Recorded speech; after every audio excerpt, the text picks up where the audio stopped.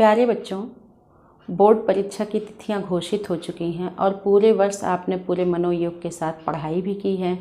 और जैसे जैसे परीक्षा की तिथि नज़दीक आ रही है वैसे वैसे आपको कुछ जो है तनाव का अनुभव हो रहा होगा। आपको ये लगता होगा कि हमने जो भी पूरे वर्ष पढ़ाई की है पता नहीं उसको मैं कैसे लिख पाऊँगा, या जो भी पूरे वर्ष की मेरी मेहनत है उस पर मेरा पूरा अच्छा प्रदर्शन कैसे होगा। इसी विषय पर आज हम आप लोग के सामने आए हैं और आज का जो हमारा टॉपिक है वह है परीक्षा के तनाव से कैसे बचें। बच्चों, परीक्षा का तनाव इस तरह से होता है कि बच्चे को सब कुछ जो है आते हुए भी कभी कभी ऐसी स्थितियां उत्पन्न हो जाती है कि वह अपना जो है पूरा सर्वश्रेष्ठ प्रदर्शन परीक्षा के दौरान नहीं कर पाता है।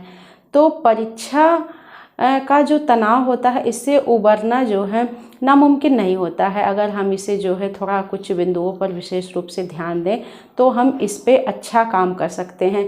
और इसके लिए हमको 3 चरणों से गुजरना होता है, जैसे कि जो है परीक्षा की तैयारी करना, आत्मविश्वास से लबरेज रहना, उसके बाद परीक्षा के बाद जो परिणाम आता है उस नतीजों के प्रति जो है हम कितना सकारात्मक रूप से उसको देखते हैं, कितनी सकारात्मक अपेक्षा हमारे अंदर रहती है। तो परीक्षा हमारे जीवन का सबसे महत्वपूर्ण हिस्सा है और हमें इससे घबराना नहीं चाहिए। ऐसे समय में अगर माता पिता अपने बच्चों के साथ जो है कुछ सहानुभूतिपूर्वक व्यवहार करें और उनसे जो है भावनात्मक रूप से जुड़कर उनकी मदद करें तो इस तनाव को काफ़ी हद तक दूर किया जा सकता है।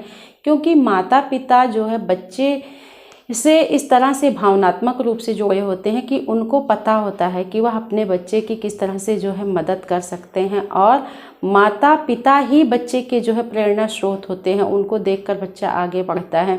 तो माता पिता की भी यह जिम्मेदारी बनती है कि वह अपने बच्चों को परीक्षा के दौरान उनकी कुछ मदद करे और उन्हें इस काबिल बनाए, इतना सक्षम बनाए कि वह जो है इस तनाव को इसे ना ले और जो है अपना बेहतर प्रदर्शन कर पाएँ। हम ये मानते हैं कि जैसे महत्वाकांक्षी होना कोई गलत बात नहीं होती है, लेकिन जो है हर माता पिता को यह चाहिए कि वह अपने बच्चे पर जबरन बहुत ज़्यादा दबाव ना किसी चीज़ का बनाए कि नहीं जो है आपको इतना अंक लाना है, कोई क्राइटेरिया ना डिसाइड करे।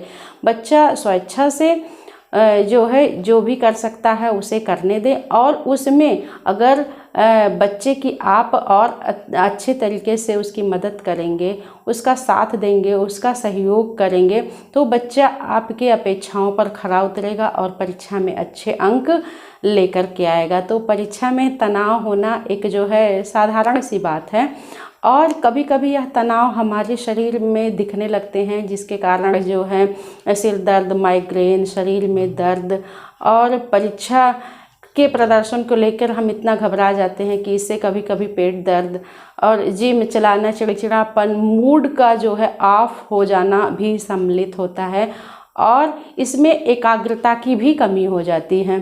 तो बच्चों को इसके लिए जो है अपनी एक योजनाबद्ध तरीके से पढ़ाई करनी चाहिए और एक अपनी रणनीति बनानी चाहिए जिससे वह तनाव से बच सकें।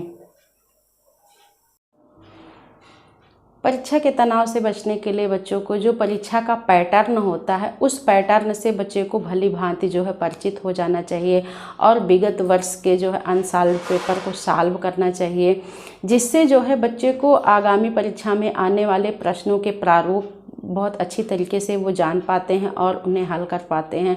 अगर बच्चे जो है मॉडल पेपर को सॉल्व करेंगे तो उनको प्रश्नों को हल करने का भी तरीका मालूम हो जाएगा। और दूसरी जो बात होती है वह है समय प्रबंधन, यानी टाइम टेबल। समय प्रबंधन करके आप टाइम टेबल बना करके हर विषय को जो है पूरी प्राथमिकता दीजिए, उसमें कठिन और आसान सभी विषयों का समावेश करिए क्योंकि परीक्षा तो आपके समस्त विषयों से आने वाली होती है। और अगर आपकी कोई परीक्षा हो जाए तो उस परीक्षा पर जो है चर्चा करने के बजाय कि हम कितना अंक ला सकते हैं, कितना अंक नहीं ला सकते हैं, इस बात पर ध्यान ना दे करके अगले पेपर की तैयारी करनी चाहिए।